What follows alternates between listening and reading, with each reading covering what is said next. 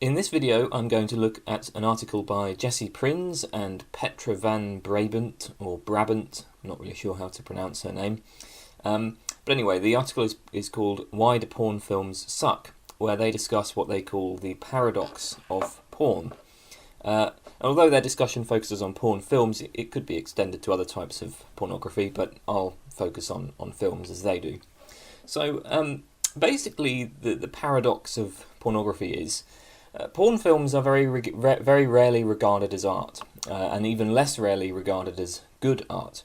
And yet, so Prins and Van Brabant argue, porn films share many features with paradigm examples of good artworks.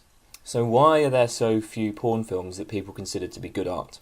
Another way of phrasing the paradox is that our attitude towards porn films and art films is very different despite the similarities between art and porn. So what explains this? So a first question is, well, what is art? That's obviously a very big question. There are a number of different views on the table. It would take a whole video to explore them all, so we won't try to define art precisely here. But we can state a few properties that we tend to look for in artworks. Whatever your theory of art is, these features are usually evidence that something is an artwork or is a good artwork. So artworks have aesthetic properties. We describe them as beautiful or graceful or balanced, vivid, captivating. Artworks involve exercises of the imagination. They're not merely reproductions of reality. Even in very realistic art, you'll often see the hand of the artist. And indeed, the decision to present something in a highly realistic way is itself an artistic choice. So art doesn't just copy reality. It involves the expression of the creators in some way. Artworks are executed with skill. Their creators seek to impress the audience. It takes a lot of time and effort to know what looks good and to learn the mechanics of how to create it. Artworks they either obey certain genre conventions or they intentionally violate or subvert such conventions. And either following or subverting a convention is using that convention to create an artistic effect. Artworks engage us emotionally. They arouse emotions in us, and art explores the whole spectrum of emotional experience. They can provoke joy or anger, sadness, fear, whatever, even disgust. Any emotion seems to be fair game. And artworks speak to central features of human life, to universal experiences. They comment on or they try to reveal deep aspects of the human condition. Now, I'm not saying that artworks must have these features. Perhaps you can think of artworks that have none of these features. Maybe some kinds of Dadaist artwork like Marcel Duchamp's Fountain. But these are the kinds of features that we generally find in artworks. And the best artworks, the greatest artworks, are the ones that tend to maximise these features. Think of the most beautiful painting or the most skillfully made painting or something that arouses strong emotions. These artworks tend to be regarded as the best.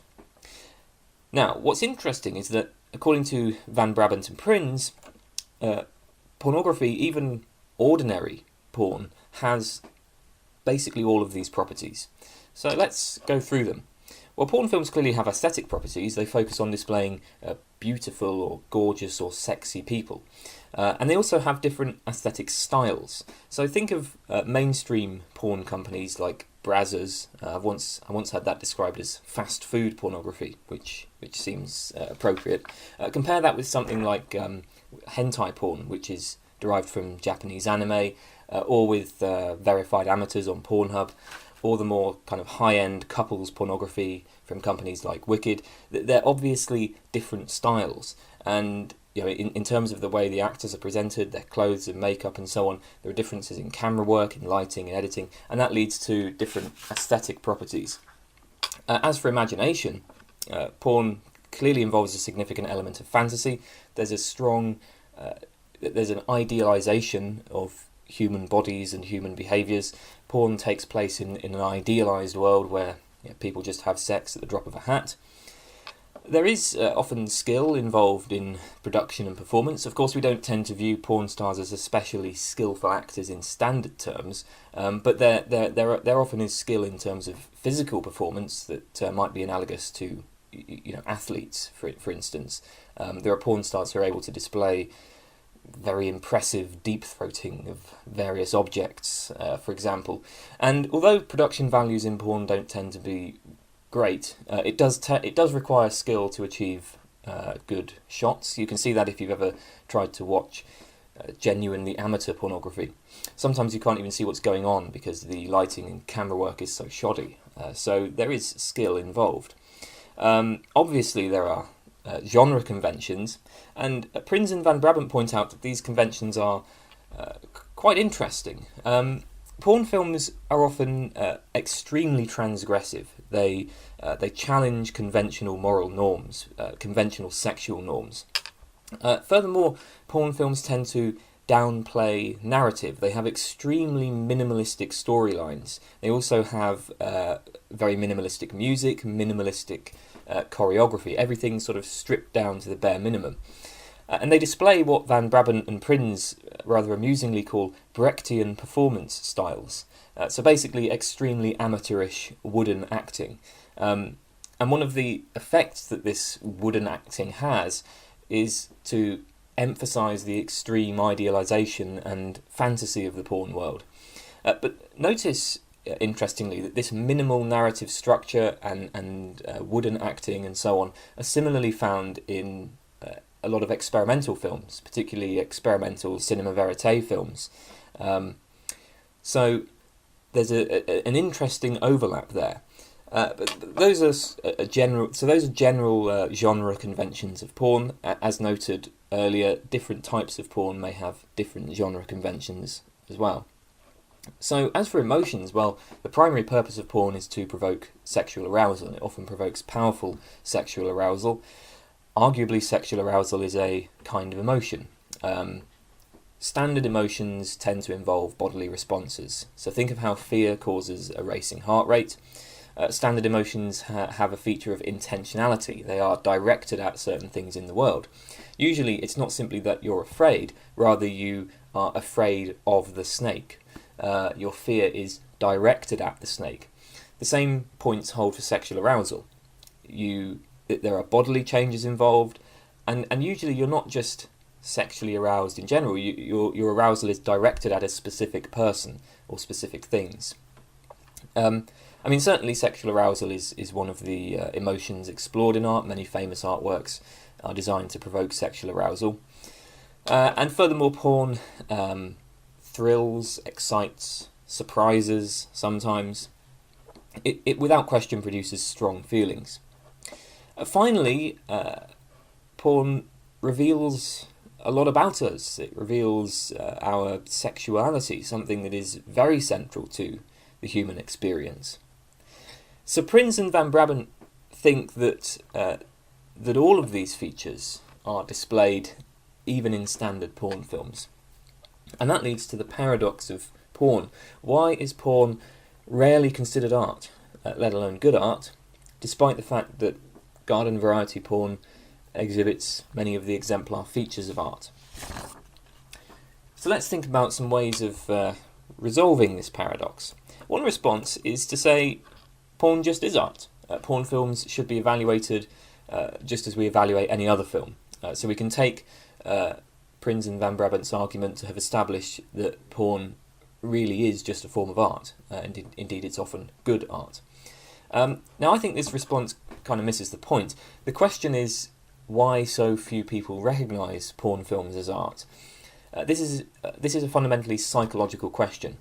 Perhaps we should treat porn films as just another genre and just as artistic as other genres, but what we want to explain is the psychological fact that so few people do. And this doesn't really seem to, it certainly doesn't address that. So a second response is that it's simply due to prudishness. People are generally close-minded when it comes to anything related to sex.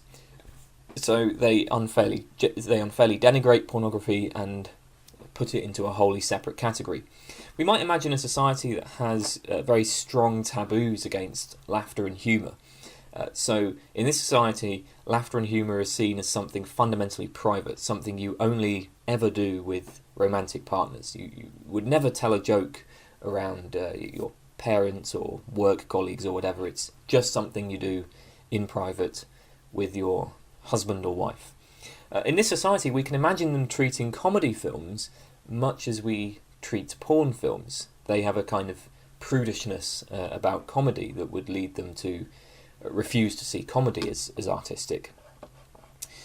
Now this this is better than the first response. I still think it doesn't quite resolve the paradox, because even those of us who are very liberal tend to view porn differently. I mean, I'm not prudish at all. I love porn. I have no problem with it whatsoever. You'll struggle to find anyone who's less prudish than me. But if you ask me what my favourite films are, it wouldn't occur to me to list porn films. And whatever the reason for this is, it's not prudishness in my case. I think that's true for many other people as well. So a third response, which I think is getting at something important here, appeals to what's known as the incompatibility thesis. And the incompatibility thesis is the claim that porn and art are incompatible. There are certain features of porn that exclude it from being art. And this is why people don't recognise porn films as art. They have an awareness, perhaps only an implicit awareness, of the incompatibility between porn and art. But what might this incompatibility consist in? Van Brabant and Prins say that the most plausible theory has been given by Gerald Levinson, who tries to draw a distinction between porn and art in terms of how they are received. Basically, his thought is that if a work achieves aesthetic reception, it cannot achieve pornographic reception, and vice versa. Porn is distinguished from erotic art. Erotic art includes sexually stimulating content, but aims at aesthetic reception. So Van Brabant and Prins outline Levinson's argument as follows. Premise 1, erotic art consists of images centrally aimed at a certain sort of reception, R1. Premise 2, pornography consists of images centrally aimed at a certain sort of reception, R2. Premise 3, R1 essentially involves treating images as opaque, or in part opaque. R2 essentially involves treating images as wholly transparent. R1 and R2 are incompatible, so nothing can be both art and pornography, or at least nothing can succeed as both art and pornography at the same time. What does it mean then to treat images as either opaque or transparent? Well, when you treat an image as opaque, you're not just looking at what the image represents, you're looking at how it represents it. You attend to the formal features of the image, like the colour scheme, the camera work, the composition in terms of how different parts of the image work together, and so on. This is how we respond to erotic artworks. In erotic artworks, formal properties are very important. You don't just focus on the sexual content, you focus on how the sexual content is presented. So it may be arousing, but it's not just arousing. It's also designed to delight for its aesthetic properties, its formal features. On the other hand, when you watch pornography, you experience the images as completely transparent. We might say that you simply see straight through the image. When you watch porn, you assume that it's real. You might project yourself into the place of one of the actors, or at least you focus on the real people. Of course, this is not to say that the formal features of porn films don't matter. They certainly do matter. If a porn film has really terrible camera work or terrible lighting, then you won't be able to watch it. The point is that when watching porn for the purpose of sexual arousal, you don't attend to these formal features. Porn films are designed so that these features aren't noticed, so that you can just focus on the sexual acts depicted. Although porn films share many features with art films, they weren't intended this way. In particular, the viewer isn't intended to focus on such features. Porn exhibits minimalist narrative structure simply as a means to accelerate sexual arousal. You You just get onto the sex as quickly as possible. That's the idea. It's not that porn directors are intentionally subverting narrative standards. Similarly, the Brechtian acting is just a result of the fact that porn stars are bad actors. There's no quality control. Porn directors look for people who are sexually attractive and who have sex that looks good, not people who can act well. Porn films aim at achieving a reception that treats them as entirely transparent. If they happen to share some features with art films, that's just incidental. And the fact that they aim at transparent reception excludes them from art, which necessarily involves opaque reception. So that's basically Levinson's argument. Prins and Van Brabant point out a few problems. So one thing we might worry about is Levinson frames the distinction between porn and art in terms of what they centrally aim at. But how do we determine what a particular work centrally aims at? The obvious answer is to look at the intentions of the people who created the work. But there are many different people involved in the creation of any film, and there's a good chance that they will have had different intentions with it. And we know that at least some people involved in the porn industry do see it as a kind of art. There's a porn star called Chloe Delisses who did some work with a photographer which was released in a few books called Porn Art. And according to Chloe Delisses, the title was chosen because she said they were doing porn, the photographer said they were doing art. So, what does that particular series aim at? It's not really obvious. In any case, it seems that there is art that centrally aims at R2, that centrally aims to be received in a wholly transparent way. Consider the highly realistic films, so perhaps some of Andy Warhol's experimental films. He has a film that's literally just an 8-hour shot of the Empire State Building. There's another that's, I think, a 5-hour shot of somebody sleeping. There seems to be no concern for the formal properties in these films. You don't attend to the camera work or editing or anything like that. It's just a shot of something happening. So it looks like they might be intended to be received in a wholly transparent way. Perhaps a better example would be those fake found footage films like the Blair Witch Project. They seem to be explicitly designed to downplay formal properties. They seem to be designed to be viewed as if they were just real, as if you were just watching real footage.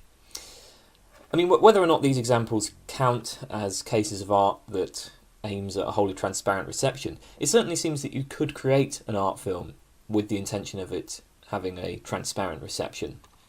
So it's not really clear that art is actually incompatible with that. More importantly, the fifth premise just seems wrong. Surely an artwork can both aim at and afford both responses. Note that Levinson's argument is really about people's experiences. We cannot, according to his argument, experience something as art and pornography at the same time. But a sexual work could be received as art by some viewers. They could treat it as opaque, while other viewers receive it as pornography, in that they treat it as wholly transparent.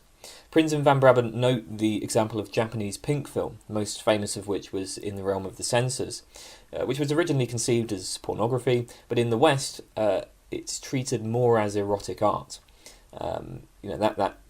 That's sort of shown in that kind of Japanese pink film is shown in art house cinemas, and it's regarded as actually quite a high kind of erotic art. So we might think that Levinson doesn't really provide a distinction between art and pornography, but rather a distinction between different kinds of experiences. And that might be a problem. So there might, though, be a sort of similar way to defend an incompatibility thesis, which I'll suggest here.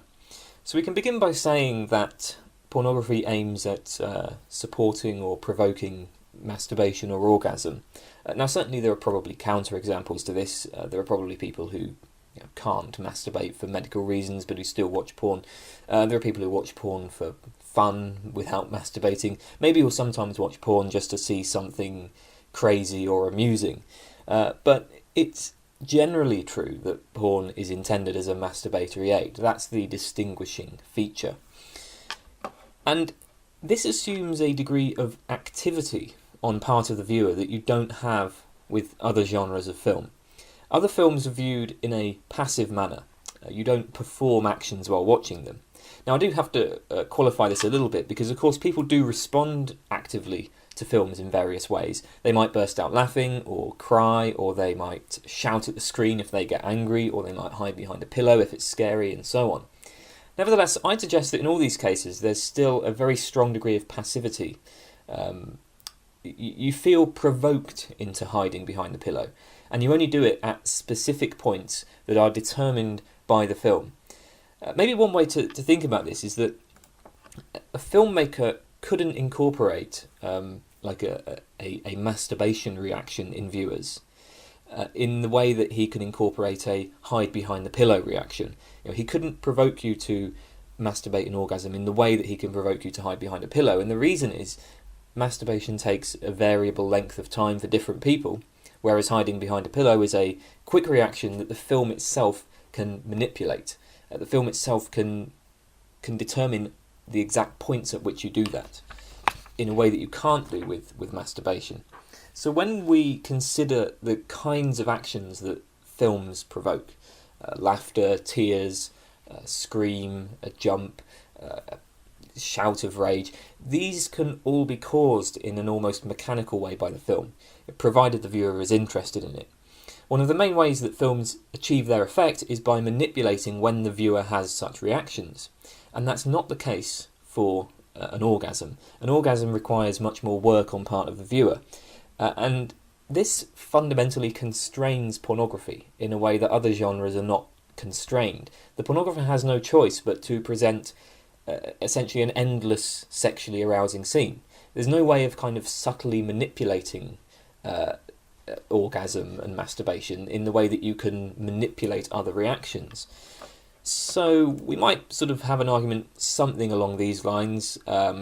Porn films aim at provoking masturbation orgasm is active on part of the viewer. Art films, indeed basically all other genres of films, are received in a passive manner, so porn is incompatible with art films. We'd have to specify a bit more clearly what's meant by active and passive and so on, but maybe that kind of argument would work. I mean, no doubt there are probably problems with this argument, and maybe it doesn't really work as a way of distinguishing porn and art films, but I think that it might help explain the psychological resistance we have to treating porn as art, which was the paradox we started with. And notice another kind of cool thing about this particular perspective is that it also explains why people are reluctant to treat video games as art. That's a bit of a debate within aesthetics, and a lot of people kind of feel that video games aren't really art, and maybe that's because of the active element in them. Maybe it's because we tend to see art as something that is received passively. So that's a suggestion. Okay, so finally then, let's consider Prins and Van Brabant's own solution. They point to two features of porn films that explains why they're not treated as art. First, they argue that porn achieves its effect in a totally superficial manner. It produces sexual arousal simply by displaying sexual acts.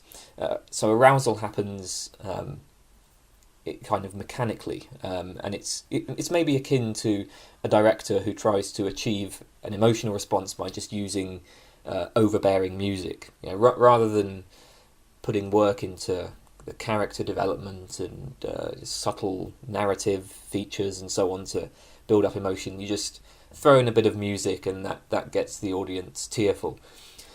So the thought is that porn directors use simple tricks that trigger sexual arousal automatically in the target audience. They never present anything challenging or unusual.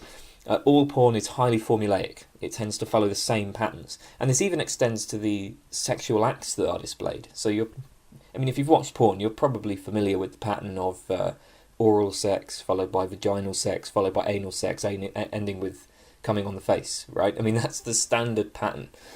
So as Prins and Van Brabant say, I quote, their emotionality is superficial, and so is their beauty, their imagination, and their demonstration of skill. Most porn is mechanical, formulaic, and lacking in innovation. Each instance displays more or less the same skills, the same fantasy scenarios, and the same kind of beauty. They further suggest that this superficiality simply arises from market forces. Art often involves risk. but neither producers nor most consumers want porn to take risks. When you watch porn, you just want to get off. Now, of course, this isn't to say that porn could never take risks, and actually Prins and Van Brabant do give some examples of what they see as more artistic porn. But in general, most porn isn't going to be risk-taking, and this helps explain why it's so superficial, and that explains why we don't see it as art. Now, I mean, one worry we might have about this kind of argument is that to some extent it sort of seems as though Prins and Van Brabant are walking back on their earlier argument. I mean, the whole point of the paradox of porn was precisely that porn exhibits these unusual, challenging features that are commonly found in art films, such as minimal narratives and Brechtian acting. But now they claim that porn is just superficial and formulaic. I mean, there might be some. It sort of seems like they're kind of just saying, oh, actually, we were wrong about what we said about porn earlier. Maybe it doesn't share so many features, and in which case, of course, there is no paradox. But I mean, another point is it's not really clear why it should be a problem that all porn tends to follow the same formula. After all, every genre has certain genre conventions. Indeed, we noted that one feature of an artwork is precisely that it displays genre conventions, and it's not usually a problem for genre conventions to be very strict. I also wonder if Prins and Van Brabant are overlooking the wide variety of styles that are found in porn, which I've already mentioned. So a second feature, a second deficiency of porn films that Prins and Van Brabant draw attention to. They say that they never exhibit a distinctive style of their creators. So here they appeal to Auteur theory, if you're familiar with that. This is a thought that directors of art films aspire to leave their stamp on the film. They aspire to create something distinctive and unique, something that is recognisably their style. But in porn, there is never any attempt to develop a unique style or to push an established style in new directions. So we don't view them as art. There are a couple of points I'd make here. First of all, I find this auteur theory kind of questionable in general.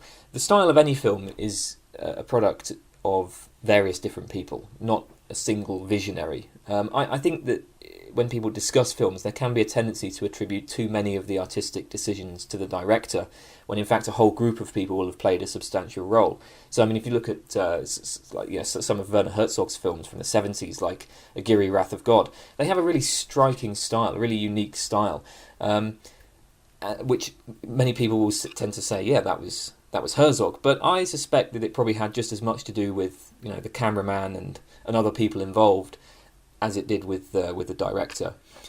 But more importantly, different porn directors actually quite clearly have different styles. I mean, Mike Adriano's films have a pretty unmistakable style. And in fact, there's probably more scope for getting a distinct style as a porn director, just because there are far fewer people involved in creating the film. I mean, you even find distinct styles in amateur porn. Just look through some of the verified amateurs on Pornhub and you will find quite distinct styles there. So I'm not really so convinced by Prins and Van Brabant's solution. But that's all for today. Thank you for watching. I'll see you in the next video. Goodbye.